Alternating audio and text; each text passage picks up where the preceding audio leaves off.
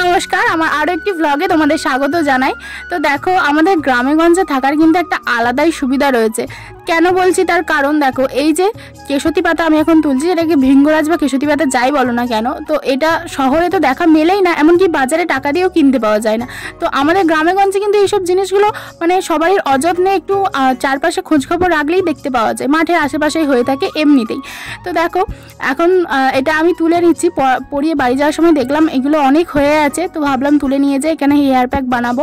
আর দেখো মাঠ ভর্তি কেমন সবুজ ধান, কিছুদিন পরে এগুলো আবার সোনালি হয়ে যাবে, তো দেখতে খুব ভালো লাগে। দেখো গ্রামের একটা আলাদাই সৌন্দর্য রয়েছে। তারপর এই যে লঙ্কা গাছটার কথা তোমাদেরকে বলেছিলাম যে মা লাগিয়েছিল, কত লঙ্কা ধরেছে, তো এই লঙ্কাগুলো সব পেকে গেছে, তাই মা বললো তুলে আনতে। আর গাছ ভর্তি লঙ্কা দেখে খুব ভালো লাগছে। আর দেখো কেমন চেরি ফলের মতো লঙ্কাগুলোকে লাগছে, সব লাল লাল হয়ে পেকে গেছে, তাই এগুলো এখন তুলে নিচ্ছি।